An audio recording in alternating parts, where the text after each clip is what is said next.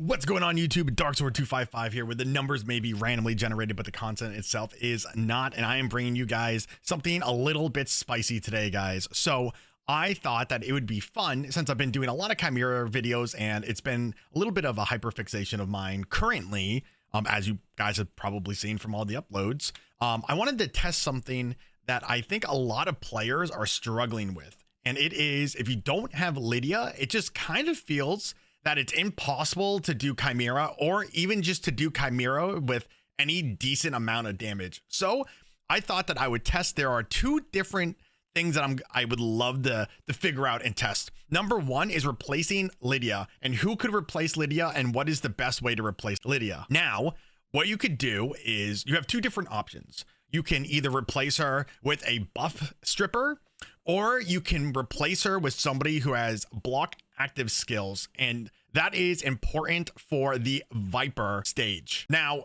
in my opinion, the block active buffs are more important than being able to strip and then put down a block buff, because the Viper head's other abilities hurt and hit pretty hard. So if you could just negate all of that in general, that is what is more important.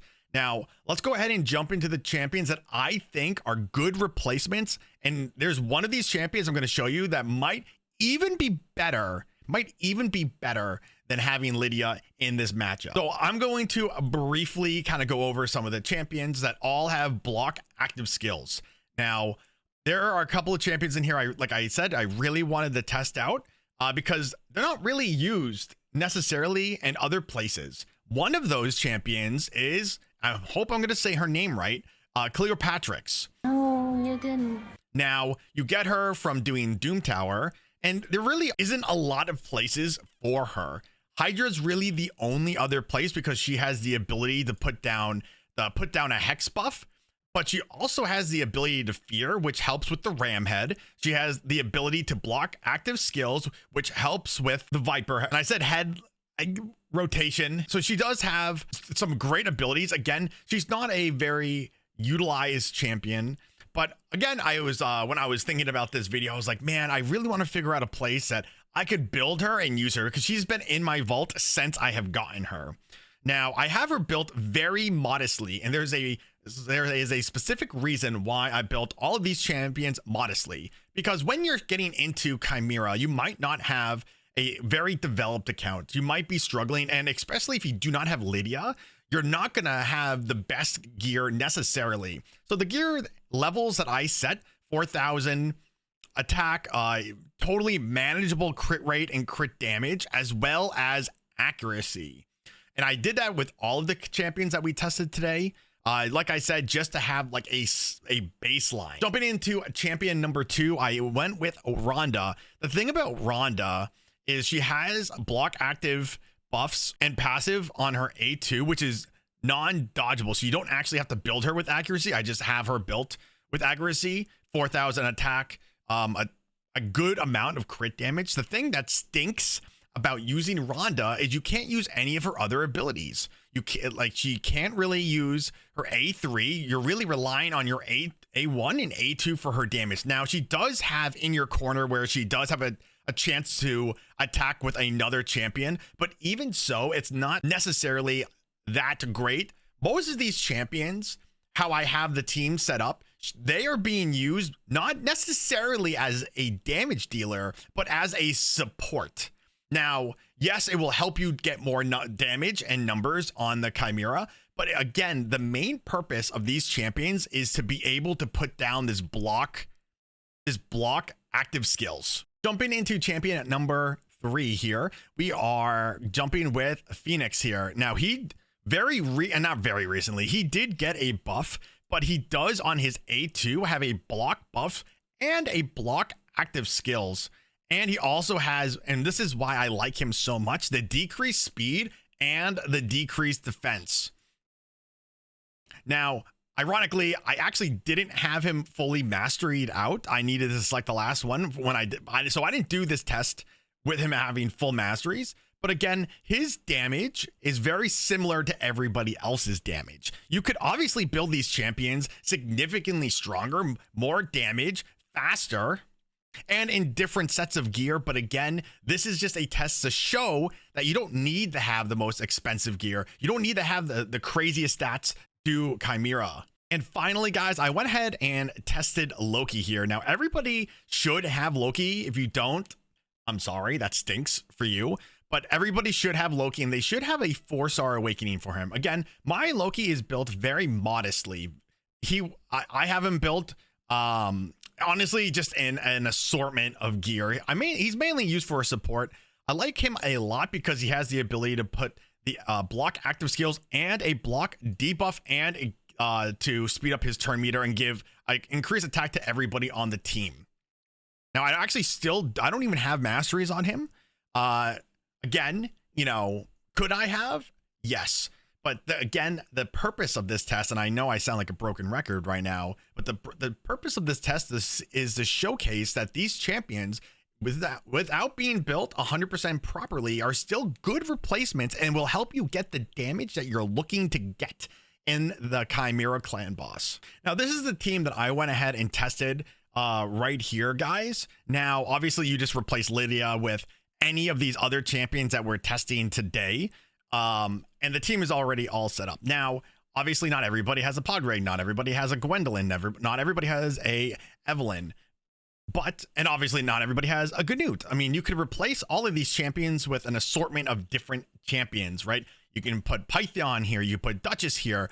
You could put, instead of having Ganute here, you could have Ninja here. Instead of Padre, you could have Lady Mikage. And also, Lady Mikage is great because she does something similar to what Gwendolyn does, and by extending debuffs. So you could even replace Gwendolyn with another support if you're struggling to stay alive during this. Now, the main damage dealer for this team, again, is going to be Ganute here. And like I said, all of the teams are very, very easy to set up. Now, obviously, when you get to the Viper head, you want to put on whatever your skill is to drop that active skill immediately. You can do this entire team and this entire run in full auto if you want. I am somebody who would prefer to, right before the Viper head spawns, that I will auto it to make sure that there are no active block buffs, so the Viper can't steal it. If they steal it, you're gonna have a bad time because you're not gonna be able to drop that active buffs until those block buffs that they strip from you, since with the Viper strips from you, wears off. So I prefer to do it hand just on level 25 and level 55. If you would do it correctly, it won't matter. But again, I would rather take the RNG out.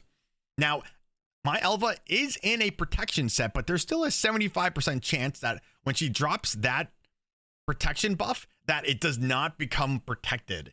And again, I would rather not have the RNG when I know for a fact that I can just immediately just pause and take it over for a round and then go back into the run. So let's go ahead, guys, and let's take a look at all of these different runs. And I'm going to give you guys some of my feedback and some of my thoughts on everything. All right, guys. So all of these Chimera runs were run on easy. I wanted to just see how much damage and how many trials they were able to do in general, and to also see how healthy each run was going to be. We're dropping into the Cleopatrix, and again, I hope I'm saying her name right, run here. We were able to do 10 trials, a decent amount of damage. Obviously, most of our damage is coming from Ganute here, but this is also not with having the greatest attack that you could possibly add for her. Again, we're mainly using her as a support and only really utilizing her for the block skills. Now, obviously, you could change out this team with any other damage dealers or supports. I think it was still a pretty decent run, and I'm pretty happy with this run because, again, not a lot of people really use her, and I really wanted to figure out a way or a place that I could like throw her in and test her out. Moving on to the Ronda run. Now, I think that obviously if I geared my Ronda out better, she would still be able to do a lot more damage. Right now, she's really only utilizing her gear passives as well as her auto attacks or her in your corner passive. So she didn't actually do that much damage, which is a little bit surprising, but also not really that surprising because, again, she's only using 2 of her abilities. So she really, really is relying on that damage from her A1 and her A2. Jumping into the Loki run, surprisingly, I did more damage with this team than I did with Cleopatrix. Now, I think there's a couple different reasons for that. Obviously, there's some RNG that goes into these runs, and you'll see a difference with that. But with the Cleopatrix run, you were able to get 10 trials done versus this run, which we did 7. It's an extremely healthy run, full auto, like I said. If anything, I would have traded out Gwendolyn on this team, but to test out the survivability and the replacement factor, I wanted to keep each of the teams similar. Moving on to Fenax over here, and I hope I'm saying these names right. I am astonished with how much damage this team was able to do. That decreased speed and decreased defense that he's able to lay down is massive. Plus, he does an unbelievable amount of damage with his A1. I might actually go ahead and test this team out in my Brutal and mess around with his damage a little bit more and seeing if he's just in general, if I can make a Brutal team with this character as a replacement. Only downside with this team is you die a lot on the ram head. So you're really utilizing Elva to revive your champions. You just hit yourself so hard with the decreased defense down on the boss. It might even be advantageous to turn that off just to get through the ram head as quickly as possible. I also went ahead, guys, and I did a Lydia test just as a control, so we can use these as references here. Now, and no surprise, we were able to do 15 trials. And obviously she is so king, or I guess queen, in this dungeon. Well, I'm sorry, not dungeon, boss.